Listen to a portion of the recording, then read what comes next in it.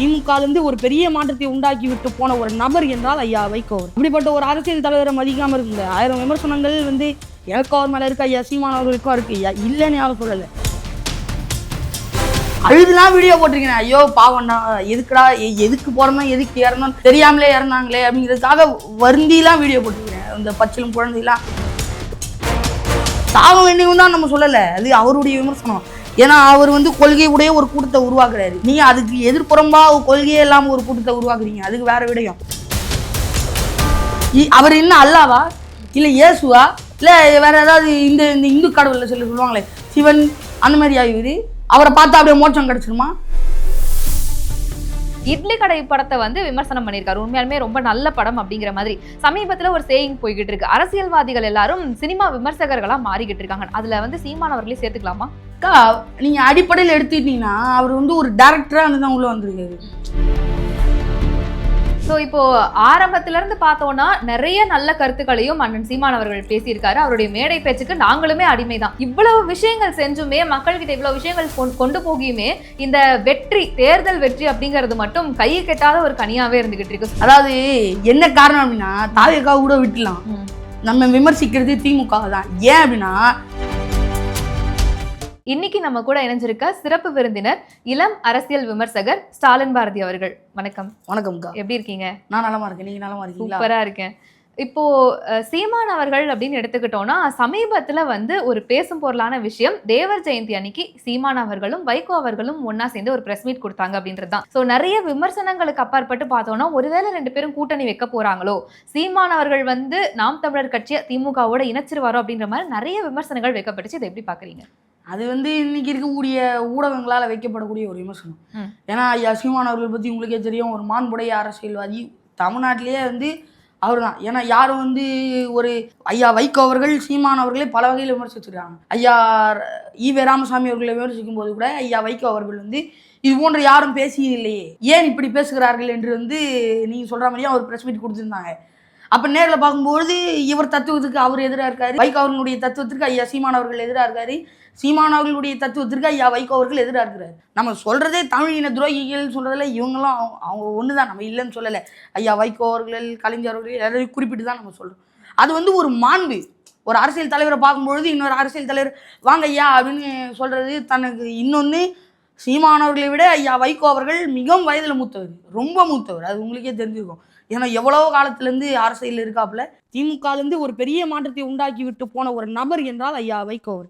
அப்படிப்பட்ட ஒரு அரசியல் தலைவரை மதிக்காமல் இருக்க முடியாது. 1000 விமர்சனங்கள் எனக்கு அவர் மேலே இருக்கு, ஐயா சீமான் அவர்களுக்கும் இருக்கு. இல்லைன்னு யாரும் சொல்லலை. தமிழ் தேசியவாதிகளுக்கு மேலே வைகோ மேலே பெரும் கடுப்பு தான், இல்லைன்னு சொல்லலை. இருந்தாலும் அது ஒரு மாண்பான அரசியல், ஒரு சிறந்த அரசியல். ஏன்னா ஐயா விஜய் அவர்களுடைய விடயத்துலேயும் உங்களுக்கு தெரியும் ஐயா சீமான் அவர்கள் என்ன பண்ணார். இப்போ ஐயா வைகோ வந்திருக்காரு, ஆமாங்க ஐயா வணக்கம் சொல்லிட்டு போகிறல என்ன இருக்குது. அவராக தான் வாலண்டியராக ப்ரெஸ் மீட் கொடுத்தாரு, சும்மா வாங்கினேன் அப்படின்னு சொல்லியிருக்கிறாரு. வேறு ஒன்றும் இல்லை. அவர் இளைஞர்களின் மனதில் சீமானவர்கள் விதைக்கக்கூடிய அந்த கருத்து என்பது பெருமளவு மாற்றத்தை உண்டாக்குவதில் நான் மட்டற்ற மகிழ்ச்சி அடைகிறேன், நன்றி வணக்கம் அப்படின்ட்டு சொல்லிட்டு போயிட்டார். அது அவர் சொல்லணும்னு நினச்சிருக்காரு, பேசணும்னு நினச்சிருக்காரு, பேசியிருக்காரு. தற்செயலாக சந்தித்த ஒரு இதுதான்.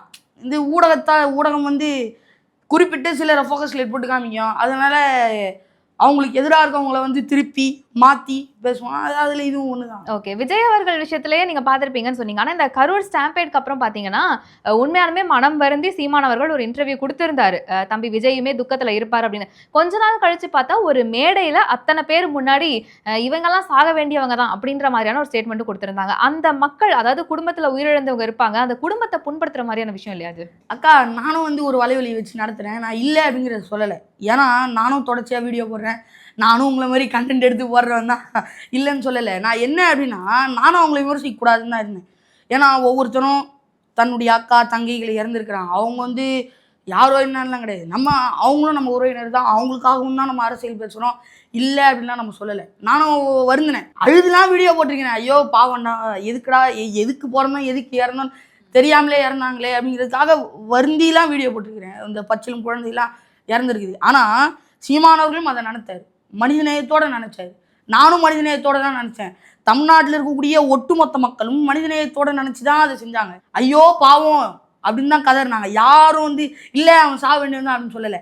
ஆனால் எப்போ ஐயோ அவர் அவ்வளோ பெரிய ஆளுங்க, இந்த சந்தான காமெடியில் வரும்ல, அவரை போய் கேட்டு பாருங்க, ஐயோ அவரா ரொம்ப பயங்கரமானவர் அப்படின்ட்டு போவாங்க அப்படின்வாங்கல்ல.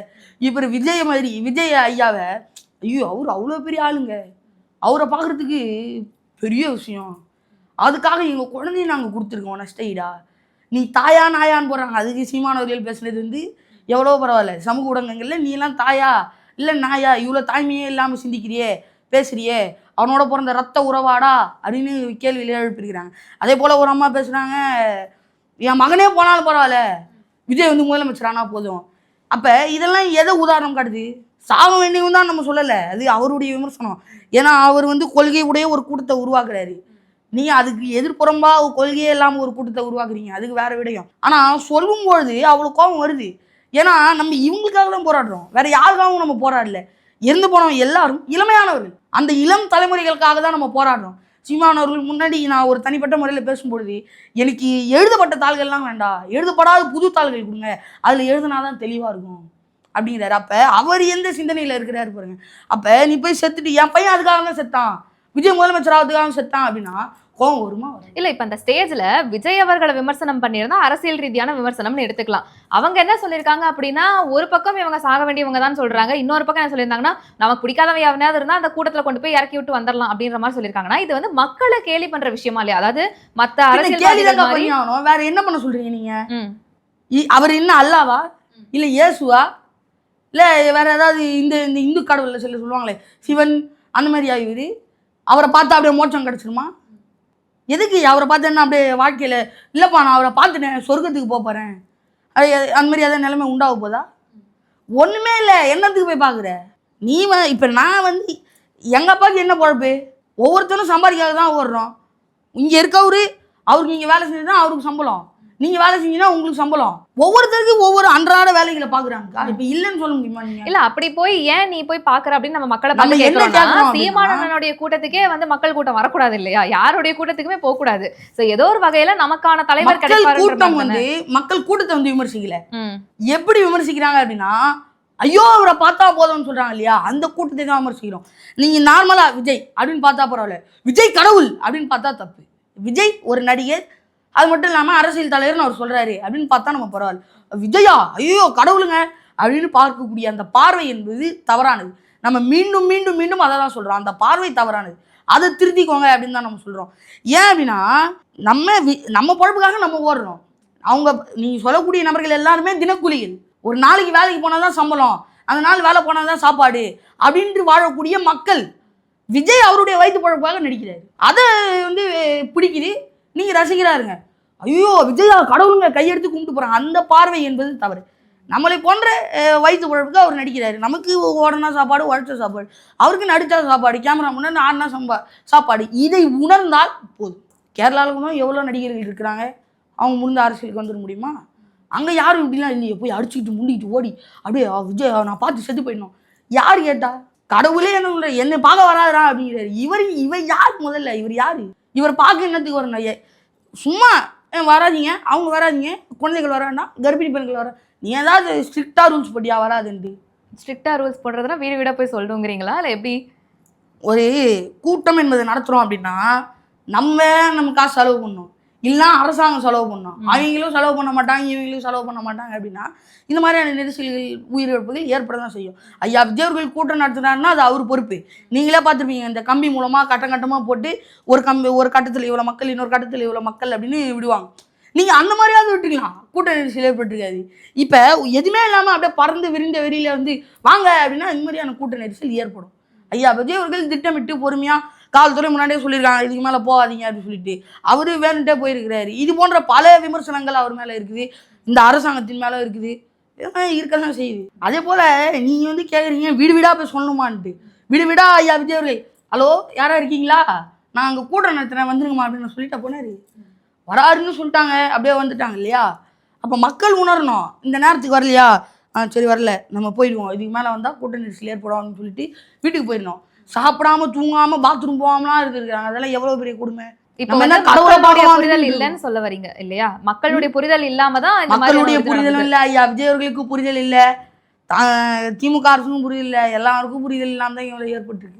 ஓகே, இப்போ ஆக்சுவலான விஷயம் என்ன அப்படின்னா, இந்த கரூர் ஸ்டாம்பேட் நடந்து கொஞ்ச நாள் இந்த குஷி படம் அப்படின்றது ரீ ரிலீஸ் ஆகுது. மக்கள் எல்லாரும் கொண்டாடுறாங்க. இதை வந்து அண்ணன் சீமான் அவர்கள் விமர்சித்து பேசியிருந்தார். இங்கே இவ்வளோ பெரிய சம்பவம் நடக்குது, நீங்கள் வந்து குஷி பார்த்துட்டு தேட்டரில் ஆடுறது இந்த மாதிரிலாம் பண்ணியிருக்கீங்கன்னு. கொஞ்ச நாள் கழிச்சு பார்த்தா எவ்வளவுதான் தமிழ்நாட்டில் பிரச்சனைகள் இருந்தாலும் அண்ணன் சீமான் அவர்களே இட்லி கடை படத்தை வந்து விமர்சனம் பண்ணியிருக்காரு. உண்மையாலுமே ரொம்ப நல்ல படம் அப்படிங்கிற மாதிரி. சமீபத்தில் ஒரு சேயிங் போய்கிட்டு இருக்கு, அரசியல்வாதிகள் எல்லாரும் சினிமா விமர்சகர்களாக மாறிக்கிட்டு இருக்காங்க. அதில் வந்து சீமான் அவர்களே சேர்த்துக்கலாமா? நீங்கள் அடிப்படையில் எடுத்துக்கிட்டீங்கன்னா அவர் வந்து ஒரு டேரக்டராக இருந்து தான் உள்ளே வந்திருக்காரு. அவருக்கு வந்து அவரை கூப்பிட்டு தான் போவாங்க, சும்மாலாம் போயிட்டு என்டர்டைன்மெண்ட் பண்ணுறதுக்கு அவர் போயிட்டு வர்றாரு. அவரே சொன்னார், தனுஷ் தம்பி வந்து கூப்பிட்டுருந்தாங்க, படம் பார்த்துருந்தேன், ரொம்ப அருமையாக இருந்தது, நானே போய் பார்த்தேன், இட்லி கடை படம் நல்லா தான் இருந்தது, நான் இல்லைன்னு சொல்லலை. கூப்பிடும்போது போகிறதெல்லாம் ஒரு மாண்பு, ஒரு மரியாதை, இதெல்லாம் சில பேர் எடுத்துக்கிட்டு பேசுவாங்க. அது மட்டும் இல்லாமல் இன்னைக்கு அவர் சீமான் அவர்கள் பேசக்கூடிய பொருள் எல்லாமே வந்து ஒரு எடுபட்ட விஷயமா அது இல்லை அப்படின்லாம் சொல்ல முடியாது. அவர் ஒன்று பேசுகிறாரு அப்படின்னா அது வந்து ஒரு பெரிய பூதாகார விடயமா வந்து மாறுது. அப்போ இது வரைக்கும் நிறைய படங்களை ஐயா சீமான் அவர்கள் பார்த்துருக்கிறாரு. அவர் வந்தால் அந்த படம் நல்லா இருக்கு போல அப்படின்னு ஒரு கூட்டம் சேரும் என்ற நம்பிக்கையில் அந்த திரைப்படத்தினுடைய இயக்குநர்கள்லாம் கூப்பிட்றாங்க. அவரும் போய் பார்க்க தான் செய்கிறார். அதெல்லாம் இல்லைன்னா சொல்ல முடியாது. ஒரு மாண்பு, ஒரு மரியாதை, கூப்பிட்டுருக்காங்க போவோம் அப்படின்னு தான் போயிருக்கிறாரு. ஓகே, இப்போ சீமான் அவர்கள் பேசினா மக்களுக்கு வந்து அவ்வளோ தூரம் போய் ரீச் ஆகுது, மக்கள் எடுத்துக்கிறாங்கன்றதுனால பேசுறாங்கன்னு சொல்றீங்க. எவ்வளவோ கூட்டங்கள்ல அவர் பேசியிருக்கிறாரு, மக்கள் கூட்டமும் சேர்ந்திருக்கு.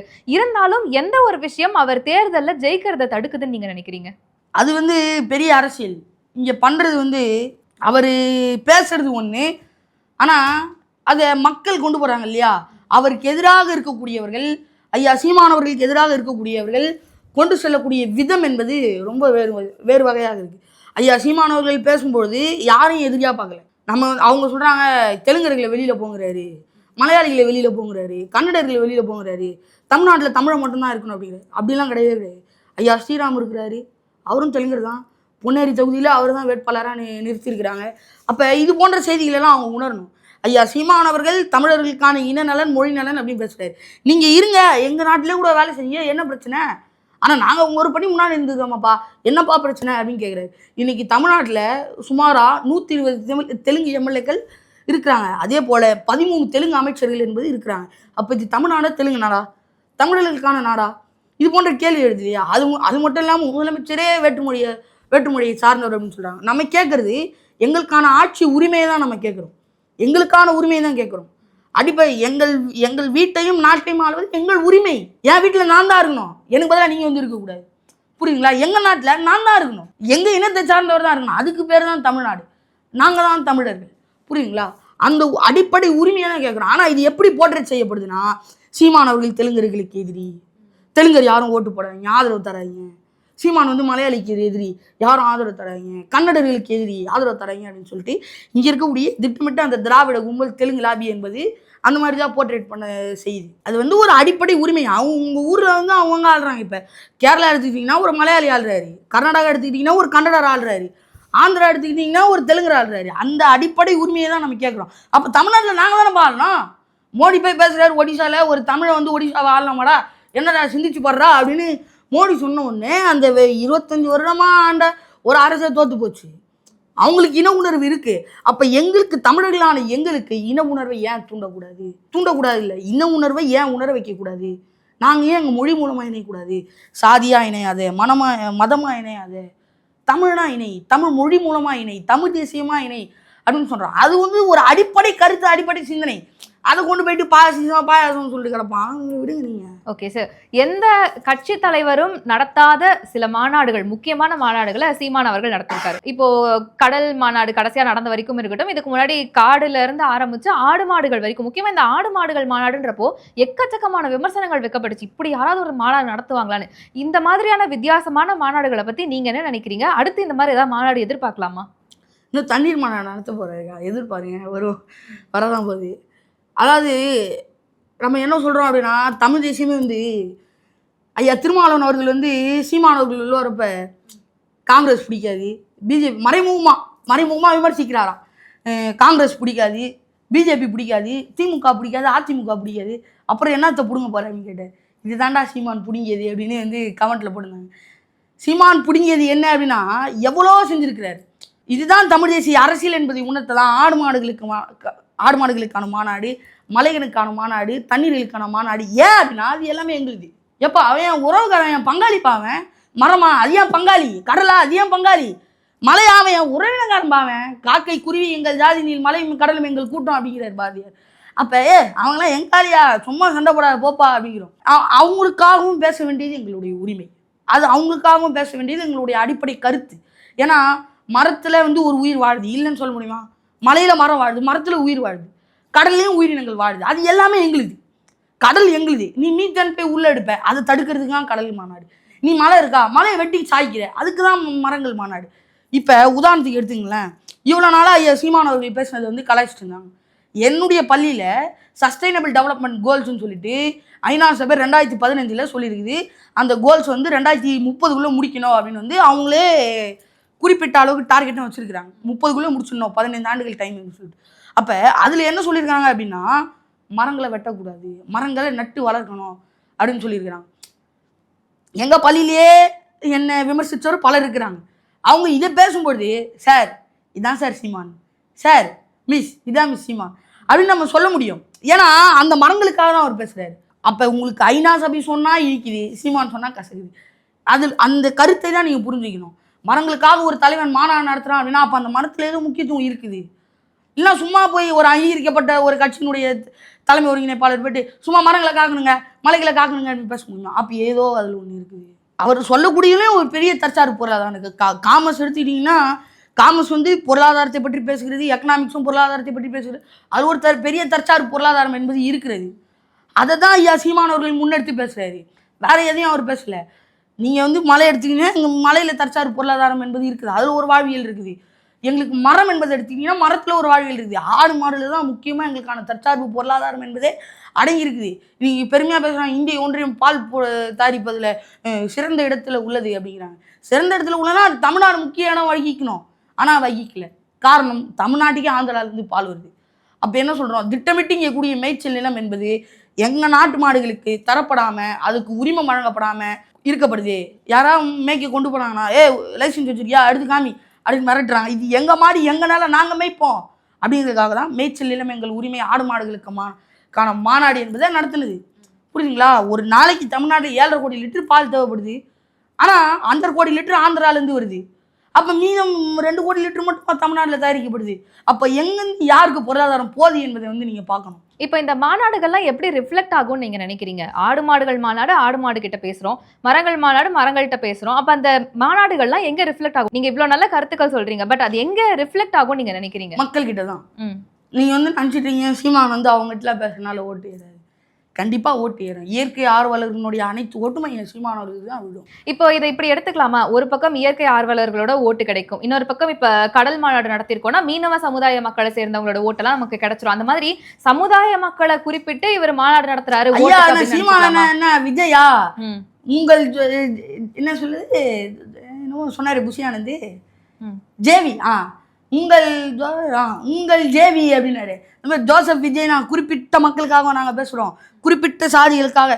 கவின் படுகொலையா? வாய் திறக்காதீங்க, அமைதியா இருங்க. நாங்கள் என்ன ஐயா விஜயா இல்லை திமுகவா?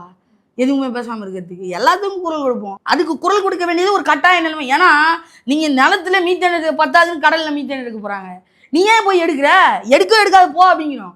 நீ யார என் நிலத்துல மீத்தேன் எடுக்க முடிஞ்சா போய் ஆந்திராவில் எடுக்க விட்டுருவானா உன்னை? கர்நாடகாவில் போய் எடுக்க விட்டுருவானா உன்னை? கேரளாவில் போய் எடுக்க விட்டுருவானா? அப்போ தமிழை மட்டும் என்ன இழிச்சா வேணா அப்படின்னு தான் அந்த கேள்வியை தான் நம்ம கேள்வி கேட்குறோம். வேறு எதையும் நம்ம கேட்கல. அதுதான் எங்களுக்கான அடிப்படை உரிமை. நீ மட்டும் மலையை வெட்டி கொண்டு போறிய, அதை எங்கே சொல்கிறது? அப்போ அது எங்களுக்கான உரிமை. அது வந்து எப்படி அப்படின்னா, அது செலவு பண்ண பணம் வந்து குறிப்பிட்ட விட எங்களுக்கு செலவு பண்ண திருப்பி வராது. இது எங்களுக்கு தான், நாங்கள் கற்றுவோம். அது எங்களுடைய இயற்கை வளம், எங்களுக்கு அதுலேருந்து பணம் வருது, இல்லைன்னு சொல்ல முடியாது. இப்போ நீ மலையை வெட்டி கொண்டு போகிற, நீ உன்னால் மலையை உருவாக்கிட முடியுமா? எவ்வளோ காசு வேணா தரும், மலையை உருவாக்கிடுவே நீ? சொல்லுங்கள், முடியாது. மரத்து நீ ஒரு மரம் வச்சா எவ்வளோ வருடங்களா ஆகுங்கிறாங்க. நீ அவ்வளோ மரம் வெற்றி உருவாக்கிட்டு போயிடுவே நீ? நமக்கு கேட்கக்கூடிய கேள்வி தான். கடல்லேருந்து மீத்தேன் எடுக்கிறேன் அப்படிங்கிற உருவாக்கிடுவியா நீ? அரிட்டாப்பட்டியில் டங்ஸ்டன் எடுக்க போகிறேன்ற அந்த நிலம் பாதிக்கப்படும், பயிர் தொழில் பாதிக்கப்படுங்கிறாங்க, செஞ்சிடுவியா நீ? நான் அங்கெல்லாம் போய் செஞ்சிடுவியா? கர்நாடகா போய் செஞ்சிடுவியா? கேரளாவில் போய் செஞ்சிடுவியா? ஆந்திராவில் போய் செஞ்சிடுவியா? இங்கே மட்டும் ஏன் செய்ய வர?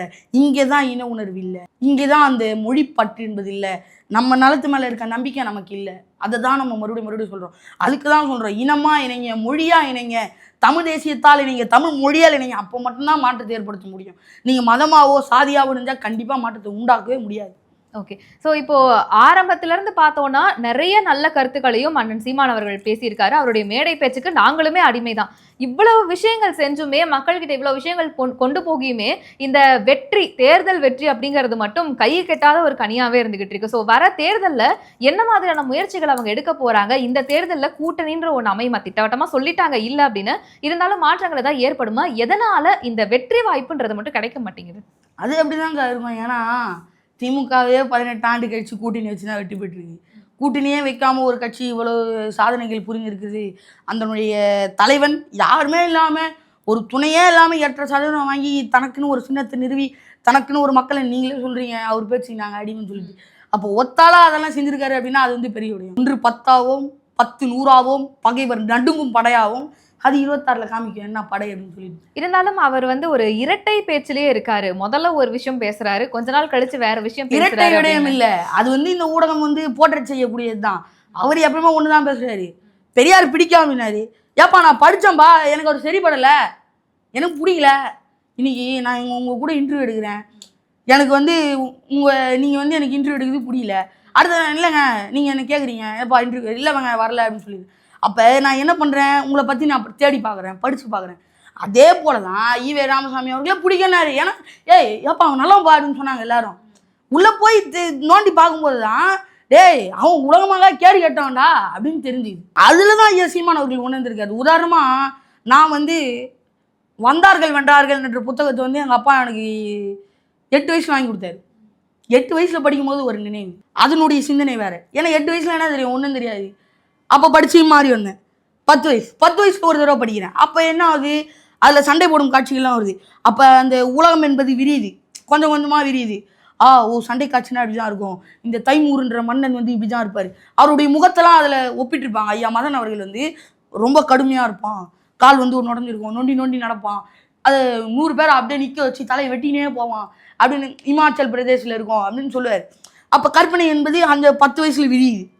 15 வயசில் படிக்கும்போது, இப்போ 15 வயசு விரியுது, 16 வயசில் படிக்கும்போது ஒரு மாற்றம் வரும். ஐயா சீமானவர்களும் அப்படிதான். மாற்றம் என்பது படிக்க படிக்க படிக்க படிக்க மாறுது. அவர் நிறைய தேடி படிக்கிறார், தேடி தேடி படிக்க மாறதான் செய்யும். திமுகவாக வச்சுட்டு ஓட்டிக்கிட்டே இருக்கிறது இல்லை ஐயா விஜய் அவர்களுடைய கட்சியா, கொள்கை தலைவர்னா அவர் தாங்க அப்படின்னு சொல்கிறது. நாங்கள் படிப்போம், எங்களுக்கான மக்களே நாங்கள் தேடிக்குவோம், அவ்வளோதான், முடிஞ்சு போச்சு. எங்களுடைய கொள்கையே உலகளாவிய சிறந்த கொள்கை அப்படிங்கிறப்ப அதுக்கான தலைவர்கள் எங்களால் தேர்ந்தெடுக்க முடியாதா? அதில் நாங்கள் வச்சிருந்து தூக்கி போட்ட ஒரு ஆள் தான் இவர். ஓகே. ஸோ இப்போ இந்த எல்லாரும் பண்ணக்கூடிய விஷயம் அப்படிங்கிறது தாவேக்காவை விமர்சனம் வைக்கிறதா தான் இருக்கு. என்ன காரணம்னு நீங்க நினைக்கிறீங்க? அதாவது என்ன காரணம் அப்படின்னா, தாவேக்காவை கூட விட்டுலாம், நம்ம விமர்சிக்கிறது திமுக தான். ஏன் அப்படின்னா 75 ஆண்டு காலம் இந்த கட்சி நாங்கள் தமிழ்நாட்டு மண்ணில் இருந்துட்டோம், பவள விழா கொண்டாடுறோம், 50 ஆண்டு காலம் நாங்கள் ஆட்சியில் சுமாராக உட்காந்துட்டு இருக்கோம் அப்படின்னு சொல்கிறாங்க இல்லையா? இந்த கொள்கை இல்லா, இந்த அறிவில்லா இந்த மடையர் கூட்டத்தை உருவாக்குனது யாருன்னு நினைக்கிறீங்க? பெரியார் அவர்கள். இந்த கொள்கையே இல்லாத இந்த திராவிட கும்பல் தான். ஏன்னா திராவிடம் என்பது ஒரு கொள்கையாக இருந்தால் இந்த மாதிரி கொள்கை இல்லா கூட்டம் உருவாகி இருக்குமா? ஆயிருக்காது. இதே தமிழ் தேசியம் என்ற ஒரு கொள்கை இந்த மண்ணில் அப்போ இருந்திருந்தா இன்னைக்கு இந்த எந்த நடிகை வந்தாலும் கிட்ட கூட போக மாட்டான். போடா நீ பாரு, நான் பார்க்குறேன் அப்படின்ட்டு போயிருப்பான். இல்லை ஐயா விஜய் அவர்களே தமிழ் தேசியம் என்று தான் கொள்கையை எடுத்துகிட்டு வந்திருப்பாரு. திராவிடம் ஒரு கண்ணே, தமிழ் தேசியம் ஒரு கண்ணே அப்படின்னு சொல்லியிருக்க மாட்டார். புரியுதுங்களா உங்களுக்கு? அப்போ இந்த திராவிட கும்பல் என்பது ஒரு கொள்கை இல்லா ஒரு தற்குறி மடையர் கூட்டத்தை உருவாக்கி வைத்திருக்கிறது. அந்த மாபெரும் பெருமை இந்த திமுகவே சாரும். அந்த திமுக தான் நம்ம டார்கெட் வச்சு குத்துன்னு குத்துறோம். ஏன்டா எங்களை மடையராக்கிட்ட, நாங்கள் உருவாக்கி வச்சு கொடுத்து அங்கே அனுப்புறியா நீ அப்படின்னு சொல்லிட்டு பேசிகிட்டு இருக்கிறோம். அதே போல் நம்ம ஏன் அப்படி தாவேக்கா விமர்சிக்கிறோம் அப்படின்னா, ஒரு என்ன சொல்கிறது, ஒரு கட்சியாகவும் அதை நம்ம பார்க்கல. ஒரு என்டர்டெயின்மெண்ட் கண்டென்ட் பற்றி முகால் விமர்சிக்கலாம், நடுவில் இவனை போட்டால் ஒரு சிரிப்பு வருது இல்லை, இவன் வந்து ஒரு என்டர்டெயின்மெண்ட் கண்டென்ட். ஓகே, என்டர்டெயின்மெண்ட் கண்டென்ட்னு சொல்கிற அதே கட்சிக்கு தான் வந்து இது வரைக்கும் வராத மக்கள் கூட்டம் வந்தாங்க. அதாவது கட்சி கூட்டத்துக்கு தான் வந்தாங்க. அவங்க நடிகராவோ எந்த ஒரு பட ப்ரமோஷனுக்கோ வர கிடையாது. அதே மாதிரி சினிமாவிலிருந்து வந்த நடிகர்னு சொல்றீங்க. அண்ணன் சீமான் அவர்களும் அதே சினிமாவிலிருந்து வந்த ஒரு மாபெரும் இயக்குனர். நல்ல கதை கருத்துக்கள் எல்லாம் சொல்லியிருக்காரு. சினிமால இருந்து யாரும் வேணா வரலாம். நம்ம ஐயோ நீயா ஏன்டா சினிமால இருந்து வர அப்படின்னு நம்ம கேட்கல. சினிமால இருந்து வரலாம், ஒரு உயரிய தத்துவ கோட்பாடை கொண்டு வரியா, உன்னை ஏத்துக்கிறோம், யார் இல்லைன்னா. அன்னைக்கு இருந்த மக்களை ஐயா எம்ஜிஆர் அவர்கள் ஏற்றுக்கிட்டாங்க. அப்போ அது அந்த மக்களினுடைய அறியாத்தன்மை, தெளிவில்லா தன்மை. இப்போ எல்லாமே இருக்குல்ல, இவனை ஏன் ஏற்றுக்க? உனக்கு ஏற்றுக்கக்கூடிய தேவை என்ன இருக்குது? புஷியானது போடுறாங்க கூகுளில், புஷியானது தட்டி பாருங்க, விக்கிபீடியா ஓப்பன் ஆகுது. விக்கிபீடியா வெப்சைட்குள்ளே போனால் பான் ஓங்கல் ஆந்திர பிரதேசம் இருக்குது. அப்போ நீ எங்கேருந்து வர? ஜானா ரேகிசாமி யாரு? ஆதவ் அர்ஜுனா ரெட்டி யாரு? விஜய் அவங்களுடைய அம்மா சொல்கிறாங்க எங்கள் அப்பா அம்மா 2 பேரும் ஹைதராபாத்லேருந்து வந்தாங்க அப்படிங்கிறாரு. விஜய் அவர்களுடைய அப்பா சொல்கிறாரு எனக்கு தமிழே சரியாக தெரியாது அப்படிங்கிறாரு. அப்போ நீங்கள் யார்? அதுக்கு தான் திராவிடம் என்ற ஒரு கொள்கையை சேர்த்துக்கிட்டீங்களா? ப்ளஸ் தமிழ் தேசியங்க அப்படிங்கிறீங்களா? அதை தான் நம்ம விமர்சிக்கிறோம். நீ யார்? அப்போ நீ யார்? நீ அப்போ இந்த தற்கூரி கூட்டத்தை நீ தேவையில்லாமல் உருவாக்குற. நீ அது சீமானவர்களுடைய அரசியலை உடைக்க தான், அந்த கொள்கை கோட்பாடை உடைக்க தான் திட்டமிட்டு நீ வர. வேறு எதுக்காக நீ வர? விஜய் அவர்கள் சொல்லக்கூடியது என்ன? நானும் ஒரு மாற்றத்தை உண்டாக்க போகிறேன் அப்படிங்கிறாரு. மாற்றத்தை உண்டாக்கணும் அப்படின்னா மாற்று சிந்தனையை கொண்டு வரணும். இவ்வளோ நாள் திராவிட சிந்தனை இருந்தது, அதற்கு எதிராக சீமானவர்கள் வந்தாரா இல்லையா? அதுதானே மாற்று. ஒரு கொள்கைக்கு எதிராக இன்னொரு கொள்கை வருவது தான் மாற்று. காங்கிரஸ் என்ன கொள்கையோட இருந்தாங்க? அதை முறியடிச்சு திமுக வந்ததா இல்லையா? அதுதான் ஒரு மாற்றம். கொள்கைக்கு பதிலாக இன்னொரு கொள்கையை மாறி அது புரட்சியாக வருவது தான் மாற்றம். அன்னைக்கு இருந்து காங்கிரஸுக்கு எதிராக திமுக மாபெரும் வலிமை கொண்டு வந்தது. கூட்டணியோட வந்தது. தனியாக வந்தா பரவாயில்ல, கூட்டணியோட வந்தது. அப்பயே ஆனந்த விகடனில் போட்டாங்க 13 கழுதைகளோடு சேர்ந்து திமுக அண்ணா அவர்கள் கோட்டை நோக்கி போகிற மாதிரி கார்ட்டூன் போட்டாங்க ஆனந்த விகடனில். நம்ம அதை தான் சொல்கிறோம். மாற்றம் என்றால் ஒரு சிந்தனைக்கு இன்னொரு எதிராக ஒரு சிந்தனை வருவதுதான் மாற்றம். ஐயா சீமானவர்கள் விதைக்கக்கூடிய மாற்றம். நீ என்ன மாற்றத்தை விதைக்கிற? நீ எந்த மாற்றத்தை சொல்கிற? கேட்டால் கொள்கை எதிரி பிஜேபிங்கிற, அரசியல் எதிரி திமுக. 2 பேரும் ஒன்னியா அப்படிங்கிறோம் நம்ம. புரியுங்களா? இதே போல தான் ஐயா ரஜினி அவர்களே கொண்டு வந்தாங்க. அவர் ஐயோ சாமி என்ன விட்டுங்க ஐயா, நான் பாட்டி ஏதாவது போய் பொழைச்சிக்கிறேன் போயிட்டாரு. ஐயா கமலஹாசன் அவர்களை கொண்டு வந்தாங்க. அவர் மக்கள் நீதி மையம்னு ஒரு கட்சி வச்சு நடத்துறாரு. ஆனால் இப்போ திமுக எம்பி. அப்போ இவங்களாம் எதுக்கு வராங்க, எதுக்கு போகிறாங்க? முன்தேசிய அரசியலை உடைக்க வேண்டும், அந்த கொள்கை கோட்பாடை உடைக்க வேண்டும் அப்படிங்கிறது இவருடைய ஒரே நோக்கம். வேற எதுவுமே கிடையாது. கேட்டால் சீமானவர்களுக்கு பின்னடைவு. எல்லா ஜேர்னலிஸ்டும் சொல்கிறாங்க அந்தாளுக்கு பின்னடைவே வராதியா, அவனுக்கு விடுறதெல்லாம் தமிழ் தேசிய ஓட்டியா? ஊடகம் தான் இல்லைங்க, அவருக்கு மாபெரும் பின்னடைவுங்க. உள்ள முடிஞ்சா போச்சுங்க அவர் கதை அப்படின்னு. அவர் தான் ஏறி அடிக்க போறாரு. கொள்கை உடைய கோட்பாடு உடைய கூட்டம் தான் வெல்லும். தெளிவாக இருக்க கூட்டம் தான் வெல்லும். ஒரு போதையாக இருக்கவனை கூப்பிட்டு நீங்கள் வந்து எப்பா உங்கள் பேர் என்னப்பா கேட்டால் அவன் சரியாக சொல்லுவானா? சொல்ல தெரியாது. ஏன்னா ஒரு மூளை வந்து அவருடைய கண்ட்ரோல்லே இல்லை. இது சினிமா மோகம், சினிமா போதை. அவன் வந்து போதையில் இருக்கான். அவனை கூப்பிட்டு கேட்டிங்கன்னா அவனுக்கு ஒன்றும் தெரியாது. புரியுங்களா? விஜய் நான் யாரும் தெரியாது, ஆதவ் அர்ஜுனா நான் யாரும் தெரியாது. புஷியானதை நம்ம விமர்சிக்கிறோமே. இப்போ ஓங்கோல் பானான் ஆந்திர பிரதேஷ் ஓங்கோல்னு வருது அப்படிங்கிற மாதிரி நம்ம கேட்டால் நம்ம இந்த கேள்வி எழுப்புகிறோம். அப்போ நீ யார் அப்படின்னு நம்ம கேட்குறோம். அவங்களுக்கு அது கூட தெரியாது. அதை தான் நம்ம சொல்கிறோம். நம்ம வந்து என்னடா தற்கூரி, இதை பேசுகிறடா தற்கூரி, பதில் சொல்கிறா தற்கூரி அப்படின்னா கதறி டேய் அவன் தமிழ்நேரடா தற்கூரி அப்படின்னா கதறி எதை கேட்டாலும் கதறான்னு சொல்லுவான். அவனே கதறிட்டு தான் கிடக்கான், ஒன்றும் தெரியாது. அதெல்லாம் ஒரு கூட்டமான நினைச்சியா அவருக்கு பின்னடைவு இவருக்கு பின்னடைவு இருப்பாங்க. இவ்வளோ நேரம் வந்து எங்க கூட இவ்வளோ விஷயங்களை பகிர்ந்துக்கிட்டதுக்கு ரொம்ப நன்றி. நன்றிக்கா.